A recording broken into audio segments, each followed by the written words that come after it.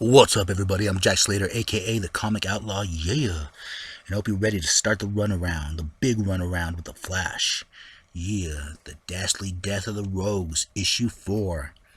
Flash is being hunted by a 29th century version of the Rogues. They call themselves the Renegades. They're hunting him down for a murder he hasn't committed yet. What is this murder? What did he do? Let's find out together, shall we? Because they ain't running until the running is through. And here we go. Basically, the Rogues are in their hideout right now. Captain Cold's having himself a beer, and they're figuring out what's going on with Digger, aka Captain Boomerang. He broke himself out of jail, and now they want to see what he does. Over the years, Digger got lazy. He ended up getting killed. He ended up getting resurrected, and now he has black boomerangs. He channels the energy of the Black Lanterns, and now he helped out Flash temporarily. But if you know Captain Boomerang, he helps himself out more than he helps anyone else. And now with these new powers, he's trying to establish himself. He's trying to establish himself with the Rogues. He throws two of those black boomerangs up and hits a helicopter. Now, the Rogues have different views on killing. And this is a police helicopter, so I guess it kind of falls into Captain Cold's rules. And of course, the Flash, starts running towards the helicopter since his bonds have been broken.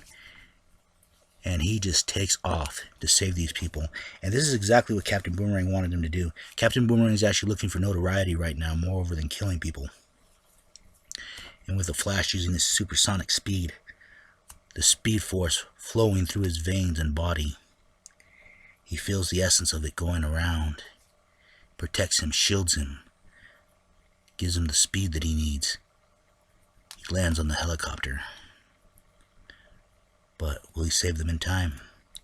That's a question. But of course he can. He's the fastest man alive. And you gotta love this. You gotta love this artwork as he's running down the blade of the helicopter, using his speed, and everything seems to freeze. That's the interesting thing about Flash's powers, is that everything else goes slower as he goes faster. So it's almost like a freeze frame. As he's running, he grabs the people. And this is the very interesting thing about Flash's powers. I do like how it shows you how he sees everything in slow motion. As he's able to take the door down, and he's able to take the two police officers out. And Flash has to figure out what exactly he's going to do about Captain Boomerang as he's rescuing these people. And the helicopter's going down in flames.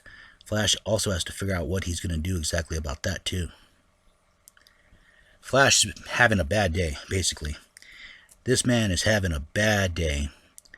He couldn't catch the helicopter in time, so it crashes. And Captain Boomerang smiles right now.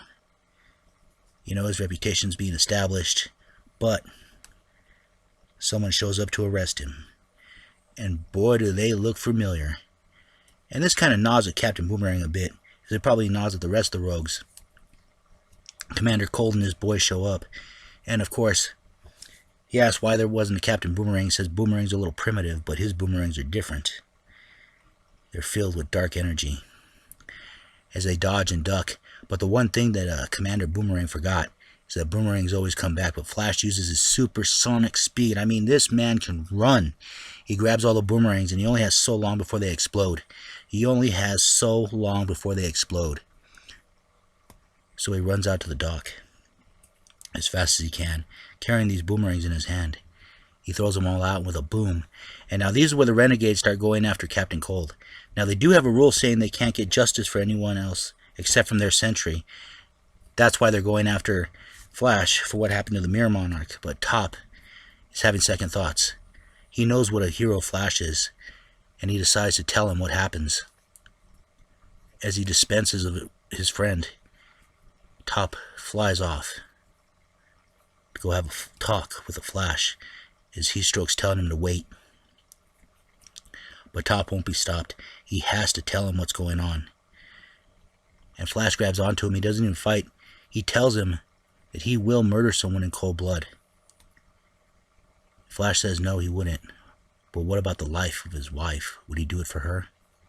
Would he kill someone for Iris? And the look on Barry's face is just shock and awe. As Iris is sending a text message asking Barry if he's okay. Now this guy here is Forrest. He actually works in the same lab that Flash does. And of course, someone drops some paperwork, and it's a witness interview. And Flash has been working this case to try to save the life of this boy that's been set up for murder, so I think she may have found the key to it. Now, Top explains that the first Mirror Master has this giant mirror that says, just in case, break glass if a Flash returns. But what this does is it shatters out into different pieces, and it'll turn Iris into a bad guy, and he'll exhaust every resource, but he will end up having to kill the person that ended up shattering it. And he accidentally mistakes the Mirror Monarch for the Mirror Master, and that's how he ends up killing someone from the future, and that's what brings him here. But Commander Cold is trying to deal with Captain Boomerang right now, and of course his teammate tells him that Top went off to tell him everything. And of course Digger sees the original Captain Cold, asks him if he's back in the fold yet. He says not yet, but they are going to take care of these pretenders that are messing with their turf, as the rogues break through the ice with their secret weapon in hand, ready to take out the renegades and show them that Central City is their land. Now what's going to happen? Is Iris going to be a villain? Will Flash murder someone in cold blood? We'll find out the next time, won't we? And I'll catch you on the flip side. Yeah.